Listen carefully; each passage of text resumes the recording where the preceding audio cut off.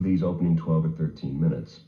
And that has to do with a kind of attitude of brightness. Even though sometimes the tempo relaxes and sometimes it increases, there is a kind of bounciness.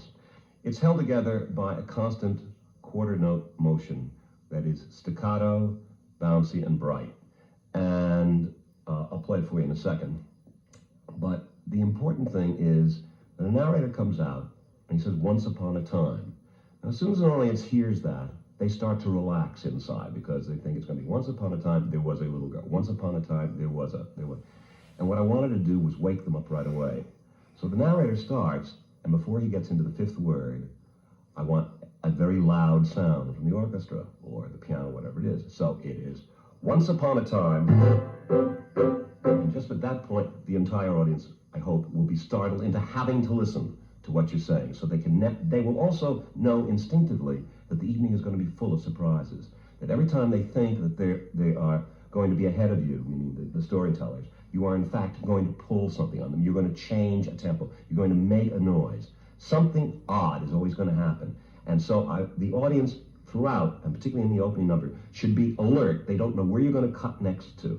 And again, it's like the very fast cross-cutting techniques in movies, in the Nouvelle Vague movies, where you don't know where you are.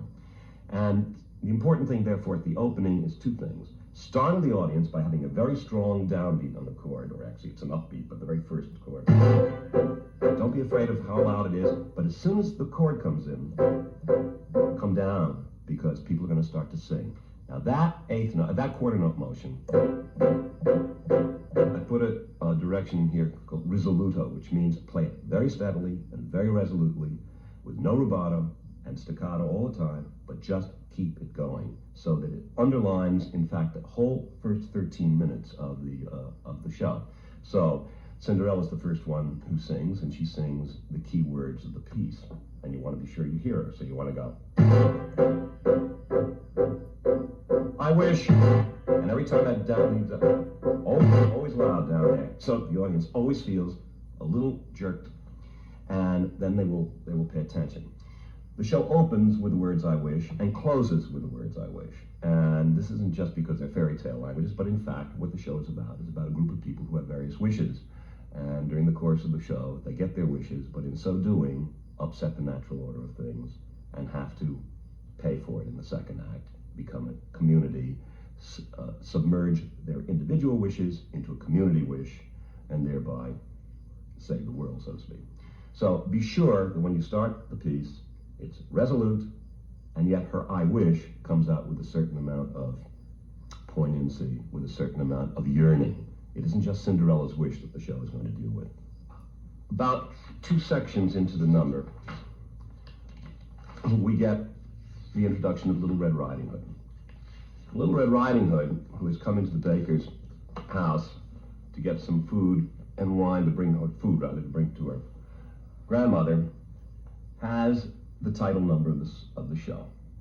And what this is, and it's used a great deal in the show, is that same quarter note motion with a slightly different chord, not entirely different, but slightly different. And it should have a relationship to the way the show opened. But the reason for this number is that it is a walking number. I wanted a number called Into the Woods, or that's the way what it turned out to be, that would reflect musically what it means to take a journey.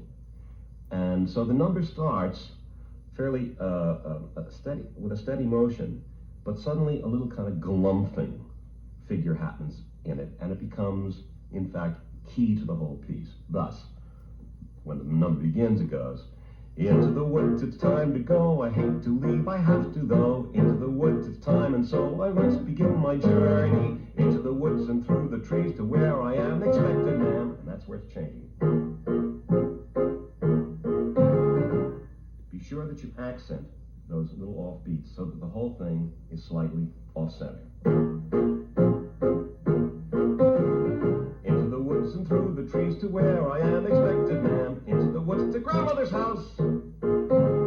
Always emphasize, don't go, but hold those notes.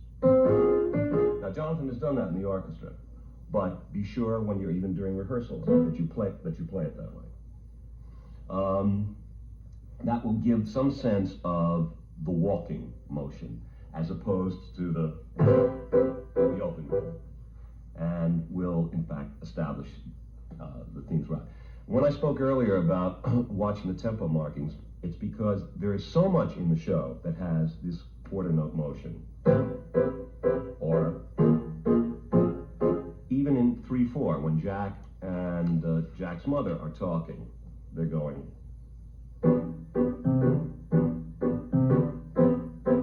Well, a lot of that over the evening can get very boring unless you pay very careful attention to the fact that it's slightly slower here and slightly faster there, that's slightly louder here and slightly softer there, and that sometimes it's in 3/4, sometimes it's in 4/4. Make sure that all those little, I won't call them subtleties, but approaches are just different enough so the audience doesn't feel that it's relentless in the wrong way. And yet, it is that relentlessness that will keep the energy going throughout the evening.